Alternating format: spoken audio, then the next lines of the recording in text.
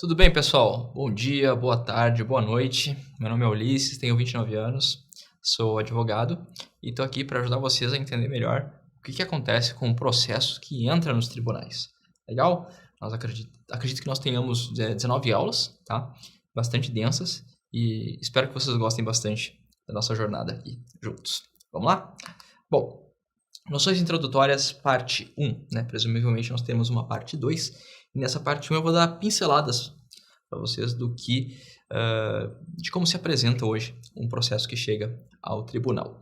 Um processo pode chegar ao tribunal de duas maneiras. Por meio da competência originária, quando a própria lei ou a Constituição Federal diz que ele deve desde o início apreciar aquela situação, ou por meio de uma competência recursal. O que isso significa? Alguém já decidiu antes, foi apresentado um recurso ao tribunal e agora ele está chegando como uma derivação, ou seja, o tribunal recebe algo que já está, de certa forma, desenvolvido e consolidado com uma certa decisão. Legal?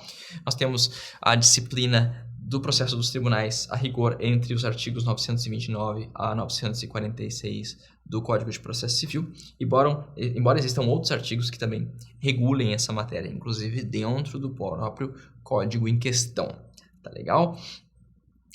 Nós temos entre esses artigos citados uma espécie de fórmula básica, ou seja, uma teoria geral do que ocorre quando um processo chega nos tribunais. E para tanto eu tenho uma lição inicial para vocês, né? Um personagem que você vai ter que se acostumar nessa jornada. E esse personagem é o relator. Tá legal? Quem é o relator? O relator é uma figura que cresceu de importância nos últimos anos dentro da prática forense e também dentro do próprio diploma processual civil, em especial no novo código, porque ele é um desembargador ou um ministro, no caso, né, de um tribunal superior, que vai ser responsável por realizar a presidência, entre aspas, do processo. Tá? Ele é o cara que organiza o processo, elabora o relatório e expõe para os seus colegas do tribunal o que está acontecendo naquela causa. Qual é a importância do relator? Bom, considerando que nós temos um volume de processos muito grande atualmente, não dá mais para nós ficarmos naquela metafísica de que o tribunal precisa se reunir como turma, sessão, câmara ou plenário toda vez que uma causa chegar a ele. Não é mais possível fazer isso porque o volume de lide é muito maior do que o originalmente planejado pelo Poder Judiciário. Por conta disso, há uma concentração de relatores que serão responsáveis por receber a causa, organizar, em algumas situações até solucioná-la, como nós vamos ver no caso concreto, por meio do que nós chamamos de decisão monocrática. E, para garantir que o tribunal continue sendo um órgão colegiado e não um bando de relatores atuando cada qual com a sua cabeça, há o recurso de agravo interno.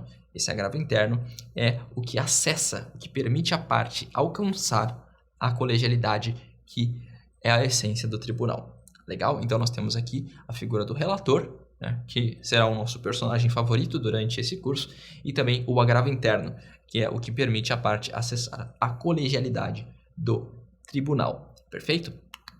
Bom, quais são as atribuições do relator?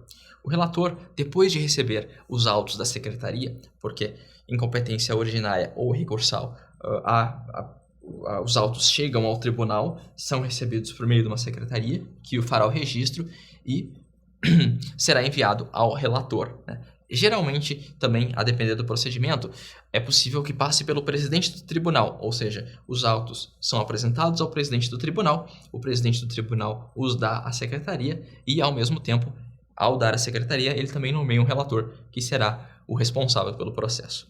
O relator terá 30 dias, a princípio, para elaborar o relatório e o seu voto, e poderá decidir questões que digam respeito ao meio do processo, a rigor, tá?